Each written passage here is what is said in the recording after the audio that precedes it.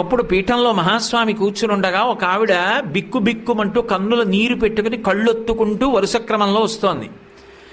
స్వామి చేత్తో ఇంత కుంకం తీసి ఆవిడ చేతిలో వేశారు.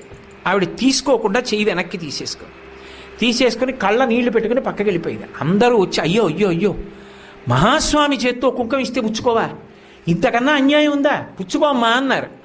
ఆవిడంది కాదు, నా భర్త మరణించాడు, ఆయన శరీరం కూడా లభించలేదు, అటువంటి వాడికి ఉత్తరక్రియలు ఎలా చెయ్యాలని అడగడానికి వచ్చాను భర్త మీద ప్రేమతో, నాకు కుంకం ఏమిటంది.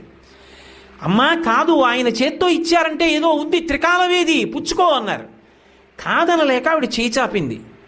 కుంకం వేసి చూసి అన్నారు, అమ్మా నువ్వు సుమంగళివమ్మా, నీ భర్త బ్రతికున్నాడు, నీ భర్త తిరిగి వస్తాడు, బొట్టు పెట్టుకో అని సువాసిని పూజ అవుతోంది. ఆ సువాసిని పిలిచి ఈవిడ కొప్పులో పూలు తురమండన్నారు. ఆవిడ కొప్పు నిండా మల్లెపూలు పెట్టి బొట్టు